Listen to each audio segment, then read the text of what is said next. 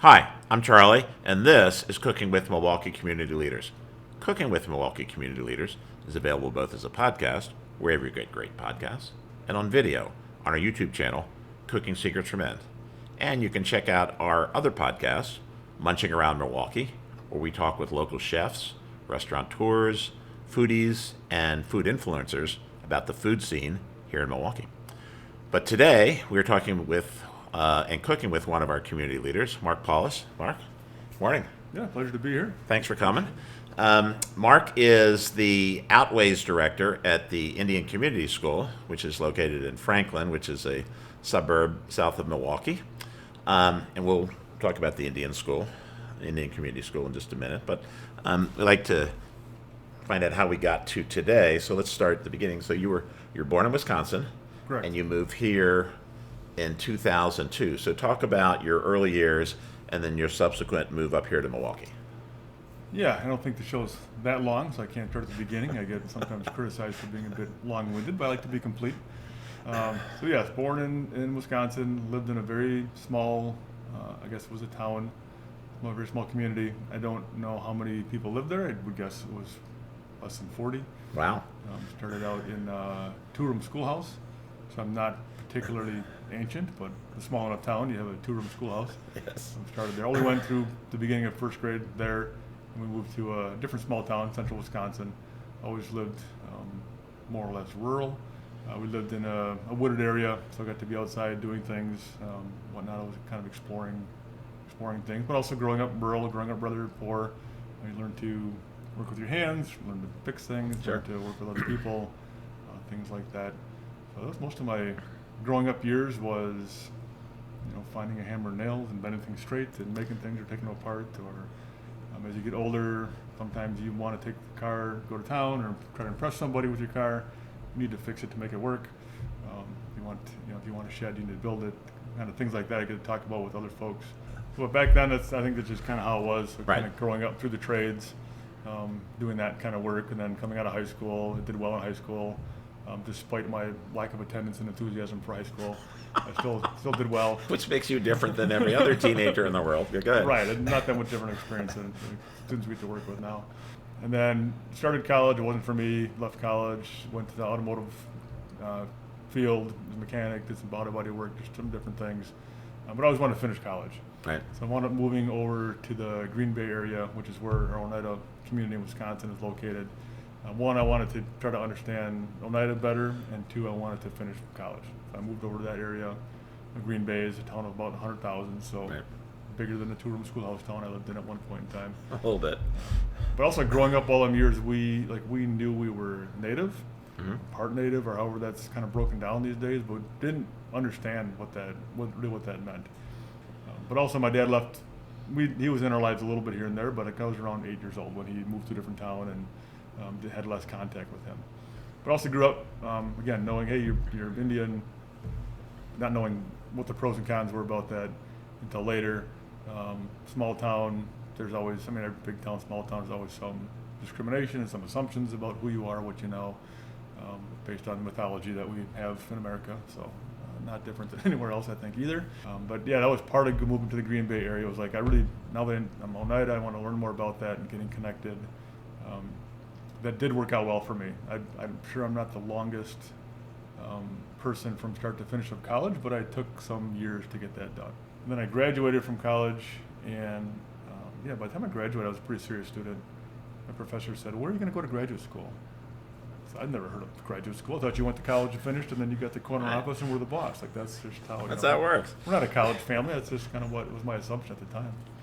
So they explained it to me and told me it would be a good fit and whatnot. So we started to look at different graduate school programs within a close area. Found a couple of programs down here. Marquette University was the best fit for me, the best for having a family, work-life balance. But my wife was happy to come to the Milwaukee area. There's more professional opportunities for women, so she got a good position in her work. And I was able. And what does she do? She's an accountant. She Okay. works for the state of Wisconsin in the Bureau of Child and Milwaukee Welfare. Okay. But yeah, she was very happy. I talked about moving back to be closer to the Oneida community. And she says, not doing that. No, it works well down here. Plus, our oldest daughter has kids, and we're embedded in the community here as well. So you're at Marquette. You get your doctorate in psychology, and then you are certified clinical psychologist, and you worked in that field for a little bit. So talk about that experience. Correct. So yeah, going through the graduate program takes some time, and then there's a lot of supervised training. Not really on-the-job training. I'm used to the trades where you get on the job. You know, you learn that way. What really you do, you start seeing clients in our practice clinic at the university, supervised by clinical staff, of course, and then branch out and do other opportunities and placements within the greater Milwaukee community. Children's Hospital has been a great partner there. The VA is an amazing training site. Got to do all those things, and then before you graduate, you need to do a full year of training, supervised training. So I was very fortunate to be able to get into the VA, do my internship over there, and then I was a direct hire out of that. So you still need more hours before you are qualified to sit for the licensing exam. Okay. So I got those hours through again as a hire. So it wasn't a postdoctorate fellowship like some students go through to get those hours, but I got the hours as a full-time psychologist. Was able to get licensed by the state of Wisconsin, pass the exam. It's a pass-fail. They said don't study too hard. I took them up on that. I passed. I do know my stuff. I do believe, but I thought that was great advice. Don't study too hard. So how long were you at the VA? That's a great question. I kind of lose track of the years a little bit. Ballpark. I was there for, I think, just over 4 years and at the main hospital. And then I left to direct a behavioral health program somewhere else, and then was able to come back on a part-time basis, which is what I always kind of wanted. I'm busy in the community doing various things. I get to teach community classes, things like that, and engaging with the youth are some of my passions. So they had a part-time position become available in a homeless-based program over on King Drive, so we're more in the neighborhood where we can better serve our clients. I was there for probably a year and a half before I got pulled over to the Indian Community School. Okay. So let's talk about the Indian Community School. So you've been, in your words, aligned with the school for about 20 years or so, because your kids went there, and you've been employed full-time as the Ourways director since 2017, 18? I think 17 sounds right. 2017. All right, so talk a little bit about the Indian Community School and its place in our community and some of the things that that they do on a regular basis. Yeah, so the Indian Community School, to me, really, it's an amazing story of resilience and persistence and spirituality and answers to prayers, things like that. It's been around for a little over 50 years. It started out in right around 1970, depending on who's telling the story, but right around there, we'll say, with some moms that took their students out of Milwaukee public schools because they found it was not a safe environment for their children. Okay. Started the homeschool, I'm sure before homeschooling was even a thing. I doubt there was any funding with that, in a second-story apartment living room. I know one of the young people at the time, and he tells the stories because his mom did this, and he was like, "What the heck are these kids doing in my living room? Get these, what happened in my house?" But he was one of the first students, and some of his siblings as well. So it has very humble beginnings. It moved around. It wound up in a church basement. It wound up here and there. At some point in time, there was it's been torn down now, but there was a Coast Guard station on the lakefront here in Milwaukee that had been abandoned. And there's an old treaty that talks about if the federal government abandons some territory or something that it had taken, that we can get it back, it reverts back to ownership. I think because this is Native American land that we're on. Yeah, well, we would argue probably all of it all the time. In Milwaukee, Right. Mostly we look at an Ojibwe translation of like Milwaukee, the good land. I think most people look at that as like it's always been a cosmopolitan hub of trade and interconnectedness, and not like, hey, this is our land, don't come here. It's always been this confluence of place with the three rivers and the lakes and all that kind of stuff. So, looking at saying this is native land, you abandoned that building, we get to take it back. So it was a take back of that. The American Indian movement was pretty strong at that time, and there were some familial ties with people at the Indian Community School and AIM, more of a militant-ish group. So we made a film. Militant-ish? Well, it's part of the... it's an interesting word, but yeah. Not really militant, part but of them, kind of. Some of those folks were more militant. Some folks like Okay. to portray that they were being militant. Gotcha. Anyway, they took over the Coast Guard station. They brought in military to move them out. They had moved the school over there at that time. I'm sure it was very strategic to have children there. Some of the AIM folks laugh about it. We did a documentary, and they laughed about it in there. Amos American Indian movement. Indian movement, yep. And they had guns but no bullets. So militant-ish. So they weren't able to really fight back, but they could say, hey, you better not come over here because you don't know. So, yeah, there's a little tongue-in-cheek to the whole thing. I'm not a treaty scholar, but I'm pretty sure that treaty they use doesn't apply to the situation here. But part of the inside joke is that nobody knows treaty law, especially back then. So they were able to push that for a while. But anyway, out of that came to leverage the school to come out of there. Milwaukee traded them for old school building, a somewhat dilapidated building. The abandoned Coast Guard station, I imagine, is a bit dilapidated as well, having been abandoned. So they, at that time, also funding dried up, so they didn't actually ever move into the school building they were traded for. But that board held together. The key people in there kept looking for funding, kept looking for more opportunities. We were able to sell that school building for, I think in the film they talk about maybe $100,000, something in that ballpark. So around that time also was the Concordia campus over on State Street, 35th, 34th on State Street. The diocese was looking to sell that campus, and they wanted something like $7+ million. So the board chair at the time went and talked to them and said, I'd like to make you an offer. Oh, great, we're selling. Offers are great. He said, I can give you $1 million. So they laughed him out of the room. But they called him back about 2 weeks later and said they agreed to take that offer. I said, well, that's great news. I have a down payment. We need to make a payment plan. So no one knows what the payment plan was back at that time, but I don't know what $900,000 mortgage would have been either, but they agreed to work with them. So to me, that's that spirituality, that's the answers to prayers, that's the persistence, it's all those amazing things that, if you're not going to give up on it, maybe you're going to get it done. It's an interesting story. I've never heard this before. But. Yeah, and then it was looking around for different nations in the state of Wisconsin, who would want to partner. Potawatomis were interested. They have historical ties to the land here. The school helped them get their land in the trust and reestablish their footprint here in the Milwaukee area, built their casino. There was some small percent of casino proceeds that went back to the school at that time for those efforts to keep education. Part of their charter is to have education components to it. Mm-hmm. And had a 20-year sunset, something approximately like that. I don't know the particulars. I give them a ton of credit. They got it together and decided to work with an investment board to work on an endowment. But currently, the Indian Community School they have achieved that. You never know if money's going to last forever, but that's the goal, to always be able to fund American Indian education in the Milwaukee area. They've done quite well with their money, good stewards. Always, even when you have a lot of money, if you start spending more than what you have coming in, you'll decline. So very careful about those kinds of things. Yeah. And going from second story living room to the architectural marvel that's out in Franklin is unbelievable. There's about just under 180 acres. The building is like a living museum. There's like 300 and some kids. We have about 350, 60 students that are probably 4-year-old kindergarten through 8th grade. The early childhood program that does all kinds of great programming. They serve about 15 families currently. We do a really good job of keeping track of our alumni over the last half dozen or so years to make sure that they're connected to the school. The feedback we generally get from our 8th grade graduates when they do come back is, this is the only place we learned about being Native. Right. Only place we got to sing our songs, speak our language, learn our history. So we definitely want to keep that going. I've seen you speak now twice the last couple of years at the what we call the Derek Mosley dinners, but it's the Marquette University Lubar Center for Public Policy, and you have been there. You've been front and center with the school.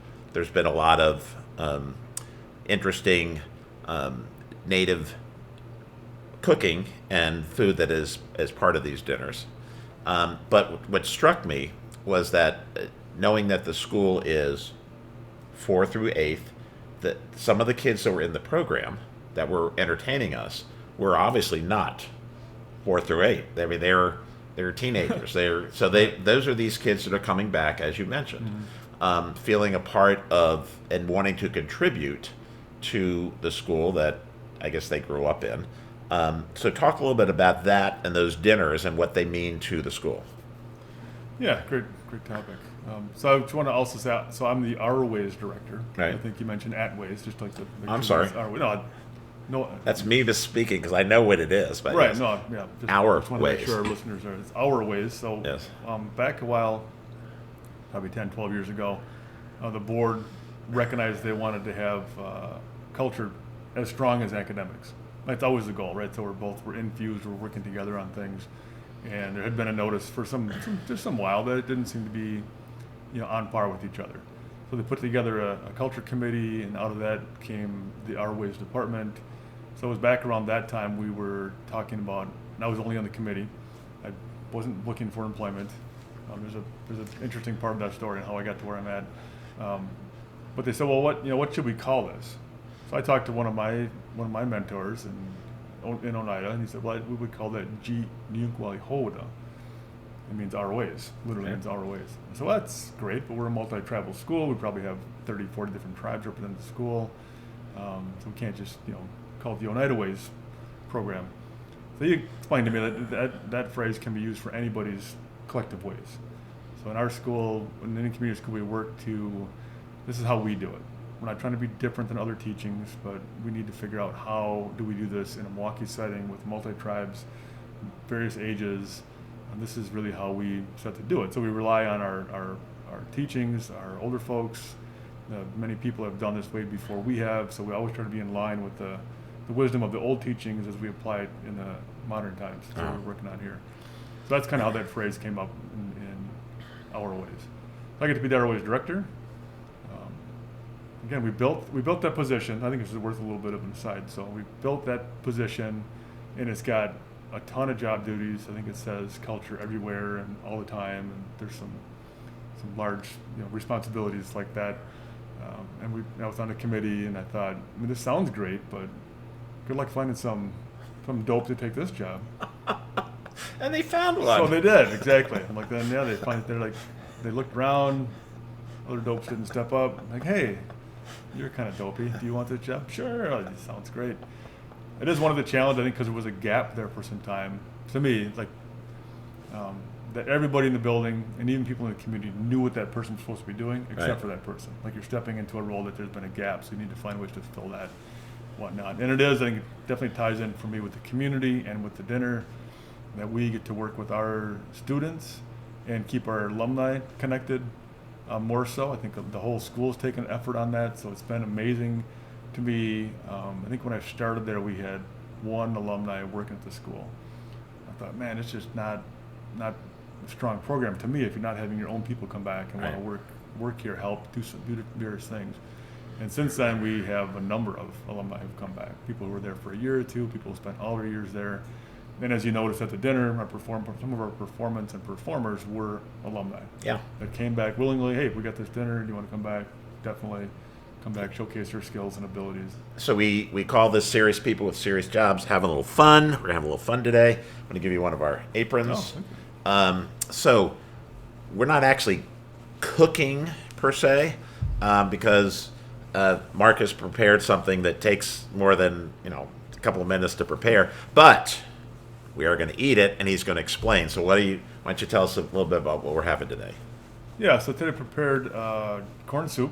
So it's a traditional staple of our Haudenosaunee communities. The Haudenosaunee is a word that means they build the houses. So the Iroquois Confederacy. Iroquois is kind of a French adaptation of Haudenosaunee, I guess. Okay. I don't know a lot of French, but we were eventually called the Iroquois Confederacy. So we consist of the Mohawks, Oneidas, Onondagas, Cayugas, and Senecas, and Tuscaroras are part of that as well. But we really are people of the corn. Some of our migration stories talk about a time when we were down in what's now the Peru area, and I've been fortunate to be able to travel down there. But one of our traditional staples, I guess I'll back up a little bit, but being really founded in corn, millions and millions of bushels of corn at the time of some of the campaigns to burn everything down around Revolutionary War time, whatnot. There were documentations that we had millions of bushels of corn in storage. And corn's it's amazing. It's a gift from the Creator. It was part of our creation story of being here on this planet. So that's what I wanted prepared for us to eat today. So the corn soup, is any length of time you'd like to spend on that. We grow the corn. There's a stage in probably July time when it's more like a sweet corn stage. We call it green corn because it's not, I guess it is ripe. We eat it, but it's like, something that's green is not quite ready yet. Then later in the fall, October time, it's like hard like field corn. That's the time we harvest it so we can store it. Once it's hard and dry, you can store it for a long time as long as you keep it dry. Okay. So the corn we use for corn soup is that hard corn you can store for a long time. How long does it take us? Well, really, you want to plant an acorn and grow an oak tree, because that's the best ash to do it. So you got to wait, 40 years for your tree, plant your corn, all a bit tongue in cheek, but it can take a long time, but it doesn't have to take a long time. All right. So we've got some soup back here ready to go, but Mark's going to show us some of the ingredients to go in and give a little more explanation, and then we're going to come back and try it. I'm pretty sure we had this at least one of the dinners. I don't know about both, but I certainly know that. I think a couple years ago they had some. Yeah. One of the vendors had some. Absolutely. Okay. All right. So give us a minute, and we'll be right back. All right. So we're here in the kitchen area. Mark, why don't you go ahead and tell us about our soup? Okay, I was going to go through some of the ingredients first. As I mentioned, there's different ways to do this. So this is a bag of our traditional corn out of the field. We have some harvesting groups that harvest the corn, process it, right, need to shuck it. Different cobs are really saved for seed. So we work to get our seeds to grow 2 cobs per stalk, and cobs that are about shoulder height. Okay. Easy to pick. Easy is a relative term. It's a long day in the field picking corn. Yeah. But sometimes you see sweet corn where we've got 6 or 7 cobs on a stalk, and they're real low and they're high, and bending and stooping and things like that. So we look at our cobs. I didn't bring a full cob, but look at our cobs with all the kernels. The ones that are perfect rows, not dented, that grow at that height are the ones we pick for seed. So every year we replant that, and those are the ones that grow. Makes it easy to harvest and move on. Okay. The ones that are a little more dented and a little misshapen, and the cob didn't come out quite right. Everything's created differently intentionally. These are the ones we tend to use for soup. Okay. So this represents a hard day's work in the field, or I helped someone put on a roof. This is how I got paid. So I thought it was a good trade. It was a long day on the roof, long day in the field. They'd already shucked it and then to do any of that stuff, so it worked out good. And then this corn you can take and soak it in wood ash. Then you have to scrub it and get the little hulls off of it. Right. They talk about corn not really being a complete food, complete protein or complete food. It's missing like tryptophan and some things like that. But when it goes through the process with the wood ash, then that tryptophan gets expressed and becomes more complete. So there's some wisdom, I'm sure, got passed along somewhere that we were able to do that with a much more complete food. Okay. If you're fortunate to go to one of our Oneida services offices here in Milwaukee, or one of our gas stations up north by Green Bay, they're usually selling dehydrated corn. This is the same kind of corn. It's gone to the cannery. They have processed it, dehydrated it, and packaged it. It's amazing. So this is dehydrated. Correct. Gotcha. The field corn is already dry. It's been dried in the field. Right. This, the dehydrate, shrinks down a little bit more. You can store it forever. Gotcha. So to make this, I needed to put that in a pan, rehydrate it overnight, usually overnight in the refrigerator, so it's ready by the morning to start to make the soup. Good. So even though we're not hulling and all that, the long process is still takes some time to get this stuff. I appreciate you not making me do any of that. So, thank you. It's a good experience, but one is good. Yeah. I did look in the grocery store at some other things people can use if you're not getting the corn. I know a lot of people sometimes substitute different kinds of hominies, whatnot. It's very similar. This would not need to be soaked. It's usually pretty soft, so you wouldn't need to soak that ahead of time. Okay. You should vary your cooking time based on the consistency you want out of your corn. So I think that could be a good substitute. Again, going back in our stories, the corn is one of our 3 sisters. We actually look at the corn as being the leader of the sisters, and really the leader of our plant foods. There's amazing parts of our creation story and our foundational stories that talk about how we got to where we're at. And traditionally, we have all kinds of beans. These are the ones I like to pick. People like different kinds of beans. Okay. I tend to like the red kidney and the pinto beans, both of them in there. Yeah, let's take a look at pot this size, 1 can each, 1 bag like that. And then I like to use smoked turkey legs, or smoked turkey of some type. Ooh. Turkey is a traditional food for us. Check it out. Way back. So I rehydrate the corn, the beans, some water. Some people like to use chicken broth when they make this. I like it the way it is. Some people definitely going to add salt, spices, things like that to get going. So have you put any spices other than the smoked turkey legs in there? Nope, there's some salt already in the beans, and then smoked turkey legs tend to have a little enough flavor for me, but some people like it. Gotcha. So this is a dish that we have at every ceremony, and we get to talk about the beans and the corn and those kinds of things also. Again, recognizing keeping that relationship strong, so Great. going that way. Great. All right, so we're going to go ahead and put this in a bowl. We're going to sit down and eat it. Give us a minute. We'll be right back. All right, we're back. So, Mark, give us a quick summary of what we got here. Yes, as mentioned, this is the traditional corn soup made with smoked turkey and the beans and the corn, obviously. People make it differently. Sometimes people make it more hearty with less water. Sometimes like more water. Definitely people season it however they like it. This is hearty.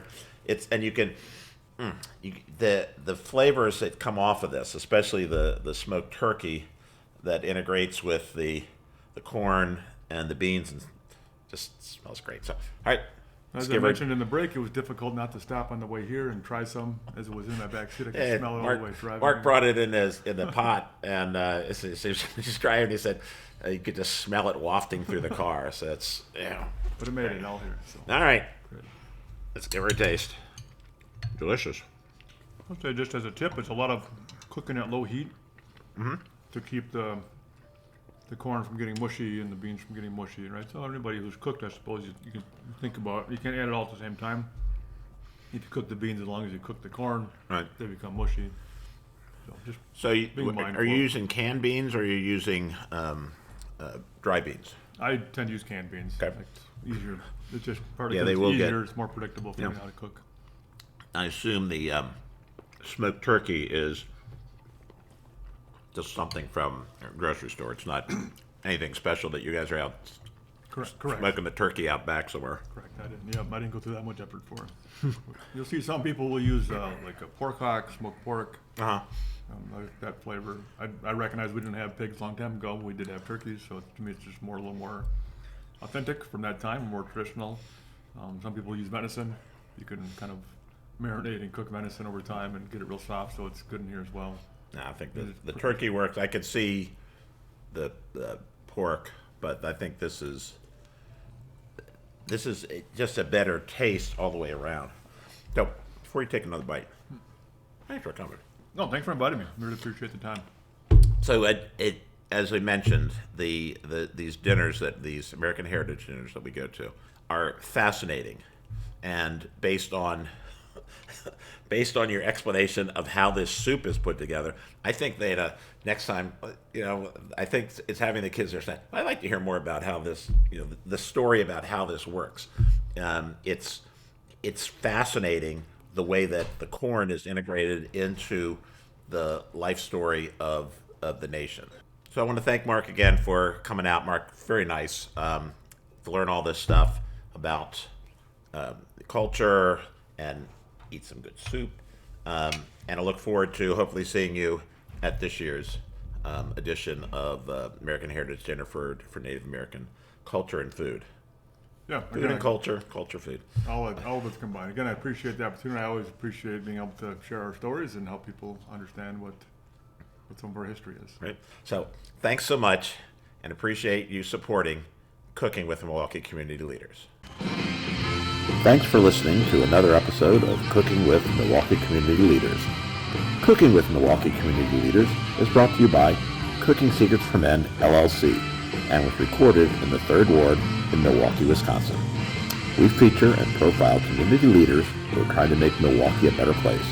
The tagline is, serious people with serious jobs having a little fun. Our guests choose the recipes that we use on the show. All of our podcasts are available on iTunes, Spotify, and wherever you get great podcasts. The original YouTube video for this episode is available on our YouTube channel, Cooking Secrets for Men, all rights reserved. Thanks, and see you next time on Cooking with Milwaukee Community Leaders.